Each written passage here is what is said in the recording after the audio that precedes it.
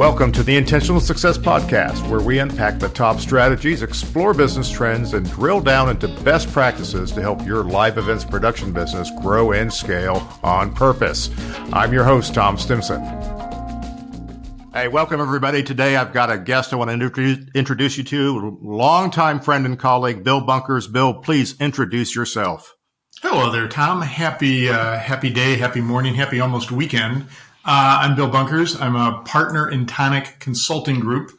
Tonic works with largely companies in the live event space, mostly creative agencies.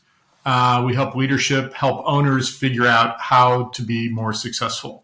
And that's a very broad term, but my colleague, Bill Borschacter, and I are both a little bit of Swiss Army knives in our agency past and experience. So we can help owners with biz dev, with operations, with performance management, financial, and kind of the whole running the business life cycle. Awesome. So in our past lives, Bill and I would have worked together back when I was a staging company, AV provider, selling shows, and he was the producer. He probably never talked to me. Well, we talked a couple of times, but you probably. I remember when you were just starting out, and it's like, wait, you want to do what? Good times. So we'll wander back and we'll have some ageist comments, I'm sure, during the process of all this. But today, I mean, we are both business consultants. There's a lot more overlap between our audiences than there was before. And whenever Bill and I talk, this always comes up. We always have to check, hey, where's the line now between the creative agency and the full service AV provider? And certainly the pandemic has really changed things up. So my first question for you is, what's the biggest change that you've seen since we've come to the end of the pandemic? So look at 2019, look at now. What's the biggest change in your world, in the agency world? It may be reflective of what I'm dealing with and working with a number of clients, but the pandemic for a lot of folks of my generation was either an elective or a non-elective signal that it's time to make a change. So we've seen a lot of senior folks say retirement time. We've seen some downsizing of different agencies. So, what I hear, and it may just be reflective of the past year and a half with talent and staffing challenges, is how do I get enough people? How do I get the right people? And I've got a lot of really energetic younger folks, early to mid 30s. How do I make sure they know what they're doing? So the whole staffing conundrum is a big issue, and always it's still going to be business development as number one. Exactly. So obviously there's a generational shift, but I've noticed that in our clients and our customers, particularly in the end customers, we've lost an entire generation of buyers. Yeah. I mean, our customers were, 50, 60 years old, and now they're 30. And what are you hearing about that? Is that, do the folks you work with see that as an opportunity, or is it a real problem? Well, now it's generational. So the older guys and gals that are selling into like the agency space that we're used to dealing with, a producer, an experience. Yeah. Or not even a peer, because they always felt subservient. Okay. Right. We always sold up. Well, not age wise, but value chain wise. When I sold to you, I sold up. Okay. Right. I would never have told you that at the time, but I was selling up. Oh, this guy's more important than me. And now they're dealing with a producer and their TD, which are, authority figures, and we're selling to them, and we're kowtowing. We're doing what they tell us to do. Cut the price. Get rid of this. Now they're dealing with people who are, one, closer to their age or younger to them, who are treating them as peers, and they don't know how to handle it. They don't know. They're not used to having an honest conversation. They're used to saying what they think the authority figure wants to hear. Now they've got a person who's going, hey, give me the straight dope. That's a great opportunity, because one of the things, I was reflecting as I was thinking about our conversation this morning. I'm going to be a bit of a dinosaur for a moment, but my first several companies in this business had fairly established technical service in-house teams. I started at what was Bush Creative; it's now Switch, and we had full tech team. We had lots of gear. I went to Carabiner after that, staff TDs. And even early in my Jack Morton stint, we had some technical directors, and we also tried to have gear for a while. And I know since Morton acquired Carabiner, they have had a technical management staff. But, with the younger producers in the business now, they're not growing up the same way. Most of the agencies, unless they're really significant in size, do not have staff TDs. So those hallway conversations where you learn about things, it's a producer calling a TD when there's a need, as opposed to being part of the team and having general conversations, and this really being seen as part of the organization. And where the producer's time in a lot of operations has been focused is now on the client. Probably rightly so anyway, but when I was coming up, we were producing projects. Now in the creative agency spaces, how do we stay there year round? How do we take the knowledge and relationships we built through a national sales meeting or a product launch, and what can we do with that through the year? Do they have video they need to get produced? Right. Are there little satellite meetings or a leadership meeting? So how can we be a creative agency? And that's one of the changes, is trying to figure out this year-long, relationship, or this ongoing relationship. And so where the producers have been focused on the project in my early days, there is, a lot of that effort now is on client and client management. Yeah. And trying to demonstrate value daily. Well, client acquisition is ridiculously expensive and time consuming. So yes, it is. Why wouldn't we do everything? Yeah, and painful. And so why wouldn't we be doing everything to be as many things as possible to that well-earned customer? But that now that makes them a client. And so we're talking about the generational difference between, we had customers back in the day because we sold projects. Yeah. Now we have clients. Clients you don't get to say no to. Clients you don't get to reject projects. You have to figure out how to make the project work. You need to acquire new skills. You need to develop new supply chain to deal with the needs of the client, but that's how you keep the client. Exactly. In my youth in this business, it was good enough if the project at the end was great, regardless of how difficult the process was, and we would be back. And now, for a number of decades, the expectation is the process is going to be simple. You'll be easy to work with. And we're as much on the creative agency side producing the working relationship as we are the end result. And that working relationship has volumes to speak to whether you're back with a bid, or they're shutting the door after you leave the building. Right.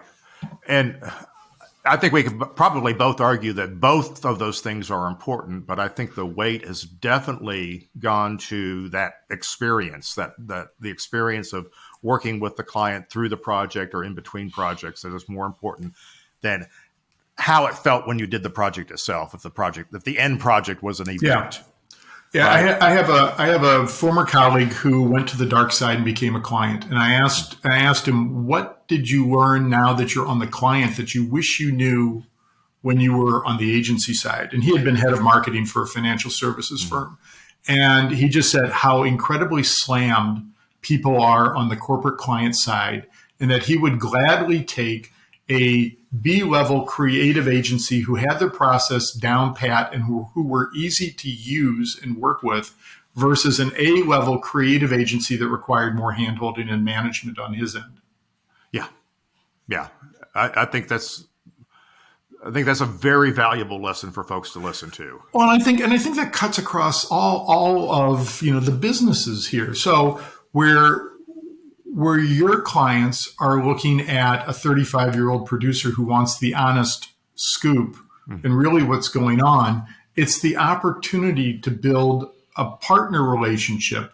And that's what those guys are trying to do with their clients, where the clients are thinking of them and have them on their speed dial and can't think of doing an event or any kind of program without them. And that kind of relationship where the producer has the trust and the supplier is kind of helping them see around the corner and show them what's new, especially for producers who are not coming up in a heavily technical environment, is invaluable. Mm-hmm. I think I'm going to make a statement here, and I'm going to see how you feel about it. I think my observation is, because many of my clients, many of my full service companies would rather go to the end customer. They want to bypass the agency. And the reason they want to bypass the agency, the creative agency, is that most of them don't provide a lot of value, particularly the old independent producers, whose basically their value is they have a relationship with a buyer. Mm-hmm. And they're now relying on the full service AVL company to do most of the work on the job, including produce content on show site. And this has been trending for years. But there are certain agencies, the bigger agencies, full service creative, the people who are really deep into the client, who have their stuff together, who actually don't want the full service AVL company. They're going to put a TD or somebody in place and carve all the value add out of the job and not buy on price, but certainly buy at a higher level of value. But buy on price. Yeah, but buy on price, yeah. So I think that's becoming more solid, that we're seeing the difference between what the independent producer and the production agency can provide, to that value chain. And full service companies are seeing an opportunity to bypass some of those agencies or partner with them differently. Right. I think there's the opportunity certainly to partner with them differently. And, as you're saying, bypass the agency and go to the end client, I'm just kind of putting my former agency leader hat on and thinking about some of those clients. And it's like, God bless you if you want to try it, but you'll get your butt kicked. Because the level of, and I'm thinking about the clients that I specifically worked with and our agencies worked with, the level of, kind of anticipatory client management on an event, to me, far exceeds what I would think an AVL company would want to deal with and truthfully be capable of dealing with. And there are going to be those clients where you're dealing with the head of events as opposed to the VP of sales or marketing. The head of events might be a good target. They're tasked with getting something done. They need a good partner there. But as soon as your client is upstream from that, there's a different level of expectation that I think even the creative agencies are always struggling to figure out how to nuance and navigate. Right. Because business development now has to be somebody who can get in front of a CMO and have a credible conversation.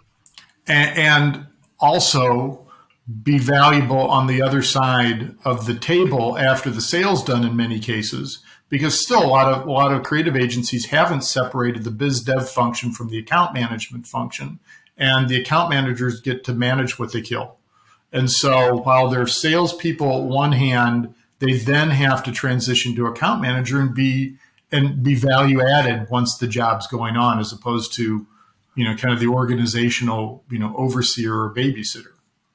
So for you in your consulting practice, is that something that you are advocating, or is that something you're advising them? No, you really need to separate business development.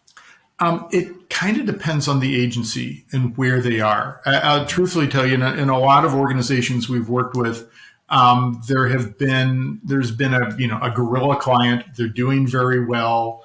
Work's kind of coming to them, and business development is happenstance. The leaders, the owners may have been an account person with a relationship. Maybe they're coming from the production side. They've never viewed themselves as salespeople. They really haven't understood the process. And you become an owner, you have a new job, and you really have to embrace it. So we're in the right situation. a business development function that is separated from account management, I think is really important, because the speed to market there's a long cycle from a new client to a first invoice. Mm-hmm. And so trying to have that focus and that continuity and consistency and effort, so that with the account management salesperson model, if they're in the midst of a client engagement, that's where their focus is going to be, and rightly so, as opposed to trying to get the next client through the door. And so that'll happen not as intentionally, maybe more by accident. Right. But then you end up in the feast and famine cycle, right? Yeah, completely. And right. You know, the hard lesson I learned when I was running the Chicago Jack Morton office was we need to be selling when we're at our busiest. And it may be counterintuitive, but somebody picks up and leaves, and it's, you know, from a first introduction to, you know, first invoice could be 12 to 18 months. Mm-hmm. And often in those situations, you don't have 12 to 18 months. And so you have to have a lot of balls in the air. Right. I've often said that if the salesperson, the account manager, the person who acquired the opportunity and is carrying it through is involved in the delivery of the opportunity, the company is sunk. Yeah. It is not a sustainable model. So we've got to get, you know, account management or account acquisition out of the delivery process, because account acquisition goes on all the time. In your world, I find it true that the best salespeople will bristle at being called salespeople, and they say, "I'm not a salesperson." But they're always the best sales. I'm not a salesperson. Yeah, you are. Actually, you are a salesperson. No, I'm not a salesperson. No, why does nobody want to be a salesperson? I think that I have a good friend, former colleague, who is in digital media and is in business development. He refers to himself as a client partner. Mm-hmm. And he's all about client acquisition. But, you know, I think the salesperson, you know, banner, you're thinking of somebody who's trying to make a transaction. Right. And this doesn't work anymore, at least at the creative agency side. It's really apparent that that's what the person's doing. They don't add any value, and they're not invested in, you know, knowledge of the company and the company's success. Yeah, I've come to understand that there is no transaction in a client relationship. A transaction is a byproduct. It's something that happens downstream of the client relationship. So if we're focused on a transaction, we're not going to get where we need to be. So when a major I always tell people, watch Mad Men, right? When a major corporation hires an agency, there is no scope of work. Yeah. We're going to spend $10 million a year on marketing. Are you going to be the company that we hire to do it? Right? So they have a budget, they have a spend. Who's going to help them spend that money wisely? And that's what a client relationship is. It may start with talking about an event or a project, but even that project has a budget that we can work from if we don't treat it like a transaction. You brought back a memory of a client that we won at Jack Morton years and years ago, and their creative agency mid-production had gone belly up. And so 8 weeks out of their national franchise meeting, they now needed to find another agency. And so we went down for a discussion and interview, and we got awarded the work. And afterwards, I asked the client, why'd you hire us? You know, what was it? It's like, you didn't try to sell me anything. You were interested in my problem. Mm-hmm. You had some ideas about how to address it. And you generally seemed concerned about making sure we had a successful event. You know, we went down as interested parties who thought we could help with a problem this guy had. I hope everybody heard that because that is such an important lesson. You know, whether we call ourselves salespeople, business development, account management, customer success, you know, pick the flavor of the week. The fact is, most of our job is listening. Yeah, and if we can listen, if you can shut up at the right times, you'd be amazing what you can leave the meeting with. And at a minimum, you want to leave the meeting with another meeting, but you won't get another meeting if you don't stop talking. Yeah. So Let's shift over to the tactical side of all this. What's supply chain, labor rates. I've been talking a lot with folks on LinkedIn, and it's the conversation with every client every single day. Staffing, labor, finding freelancers, the whole thing. What's it look like on your side of the aisle? We see a couple different pictures. We've fortunately had some clients that really grew during the pandemic. And so in that world, it's how do we keep up? And often the systems and processes they had as a 40-person agency aren't going to work for an 80-person agency. So in those situations, they're doing great, and it's how to operationalize and how to think about themselves differently so they can now capitalize on that success. And, I'll say the less successful agencies are ones that haven't doubled in size. As we talked about at the start, there's some attrition in senior experienced talent. Compared to when I entered this business, there's more competition, more opportunity for people entering the field to go in different directions. Pure experiential marketing didn't exist. PR firms have events in corporate communication departments. Digital media is attractive to some folks. So it's harder to get people in an industry that largely has been kind of invisible.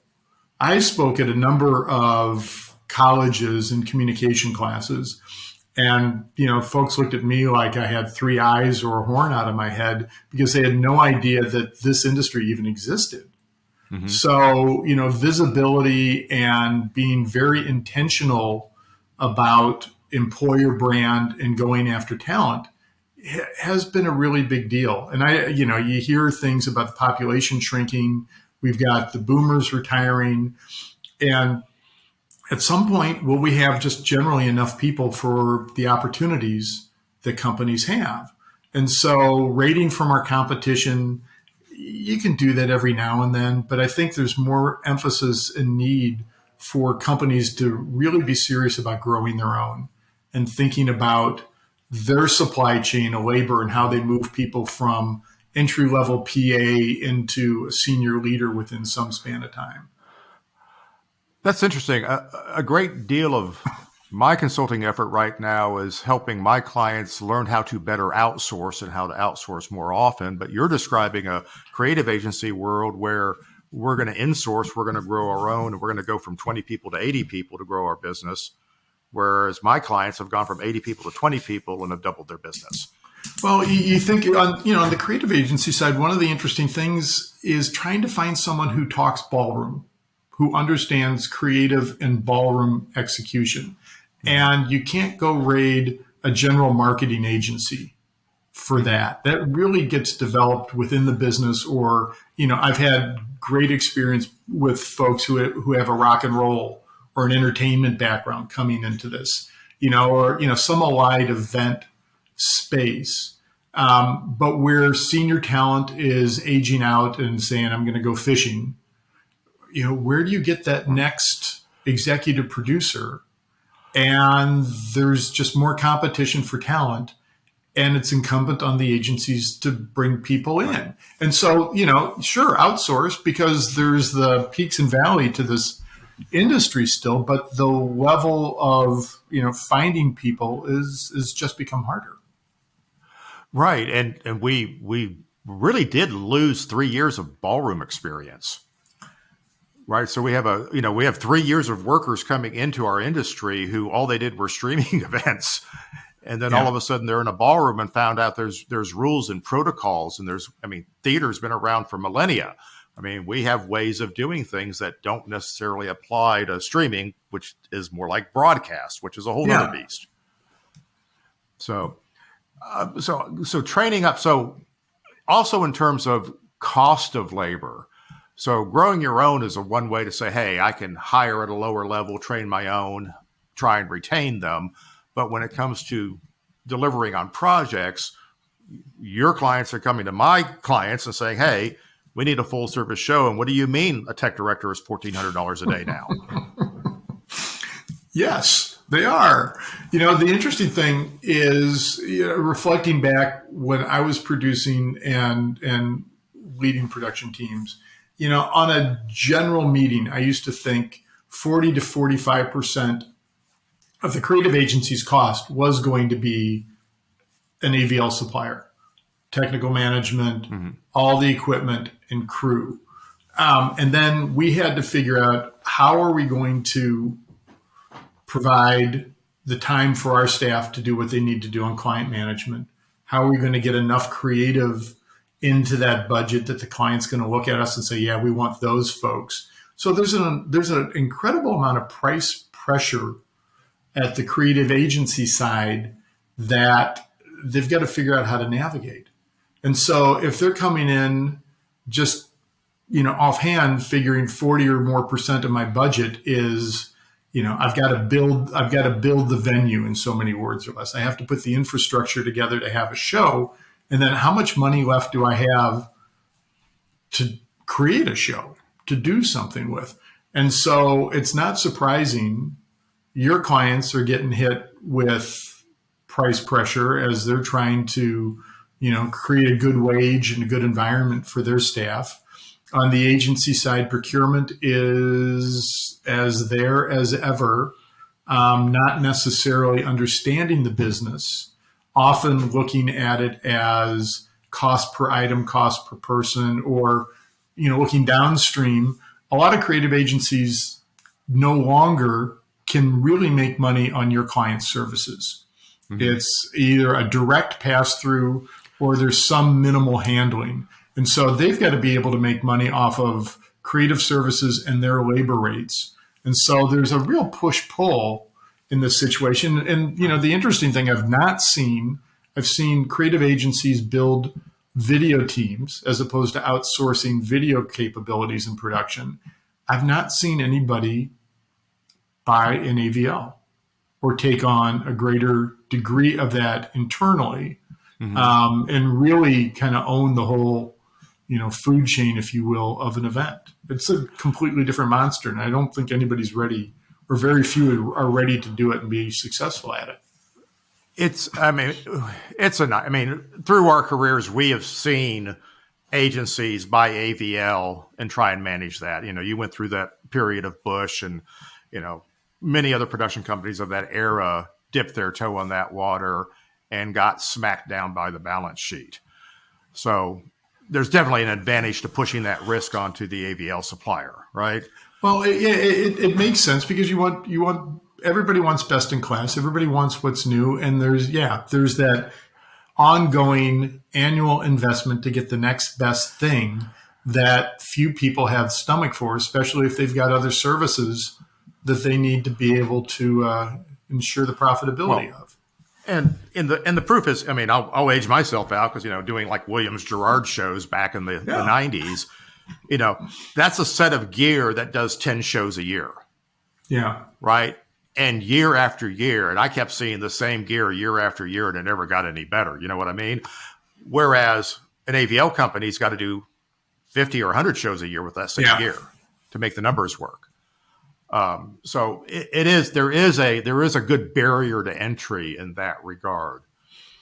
But I want to let's talk about, the budget. You talked about the agency knowing that 50% of their client's budget is going to go to labor, and they've got to make their money off the rest of it.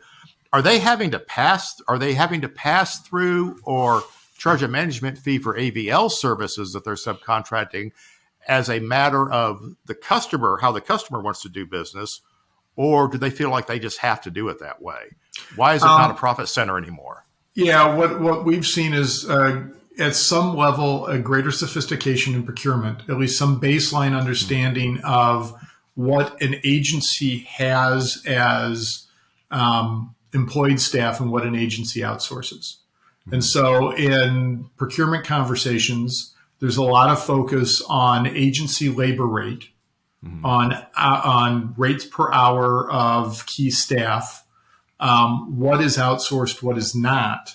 And there's a general feeling amongst procurement that if an agency is providing a third-party resource, client first party, agency second party, then supplier third, that third-party resource, because it's not agency owned, is the equivalent of going to the grocery store and picking up some bread. You shouldn't charge me anything more because you're not adding value to it or you don't own it. And so the agency risk then becomes, or line is, well, we're taking the risk. I'm doing annual or regular research. I'm building relationships. We're payrolling until you decide to pay us. And some clients still have fairly onerous payment terms, 180 days or 90. Yeah. So you become the First National Bank of a multi-billion-dollar organization. Right. So given that situation, when the agency is now calling, the full service AV company to support the show, why can't they just give us a budget? Why do we still play the guessing game like we did back when AVL was a profit center? If it's not a profit center, just tell us how much you want to spend so that we can give you the most bang for the buck. Because a lot of companies don't know. You think about the creative process as I'm trying to make a cake without a recipe and I'm just kind of throwing ingredients in. So, they're trying to figure out what the creative is for the program. The creative in a number of instances drives their labor costs, drives what kind of AVL supplier they want, what they want that AVL supplier to provide. And often it's, I got this much left. Some companies will start from the beginning, Tom, and say, okay, we're going to apportion, 40% or 30% or some average and start there, but still with some jockeying around as the program gels. But in a lot of cases, they don't know and just aren't approaching it that way. So what I think I'm hearing you say is that when they're actually making that request to the third-party supplier, they don't actually have a fully evolved job yet. Well, I'm thinking specifically in the sense of a proposal where the creative agency's got to fill out an RFP. So you think about it, they will get the RFP maybe 3 weeks before they have to sing for their supper. And so there are a lot of moving pieces to figure out what they're going to come back with and then what that's going to cost. So, but when they do finally develop an RFP to take to the AVL supplier, have they not developed a budget attached to that RFP? Maybe. Okay. And I say maybe in terms of, you think about the amount of timing and everything's happening at, it's a lot of parallel processing. You've got a producer and a technical director or whoever's working with them trying to figure out what's it going to cost to do this. At the same time, the creative team's trying to figure out what are we going to do? So it isn't a real linear, here's the creative, let's then price this creative. It's a lot of, we're doing the creative, let's start working on a thumbnail budget, let's start bringing suppliers in, and, it kind of gets figured out at the end. And everybody ends up going through probably more rounds of, budget iteration than, a linear process would certainly result in.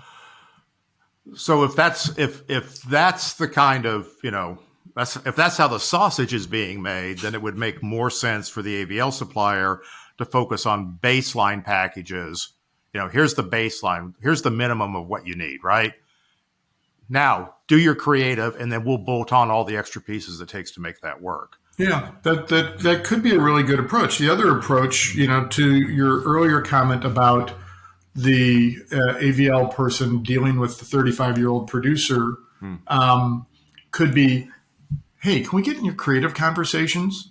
Can we be a partner? Can we talk to you about what you're trying to do? And we can help value engineer your budget and steer you in a way that, will get you across the finish line successfully. You probably remember Sandy Rockwork, right? Did you work with Sandy? Yeah. Okay. So I remember being at dinner with him in Puerto Rico one time, and my listeners have heard this story, but he had one client where he was the TD. And this is the only person he worked for. And he said, I think it was Ellie Lesson. He'd sit down with Ellie and say, Ellie, what are you trying to do? And so he'd listen to her idea of the event. He would add up all the labor. He would add travel. He would add meals. He would add all the stuff, that it takes to do a show and say, here's your budget. Now, what do you want to do? So you start with this much labor. I don't care how much gear you add. You're going to have at least this much labor. Now, what is it you want to do?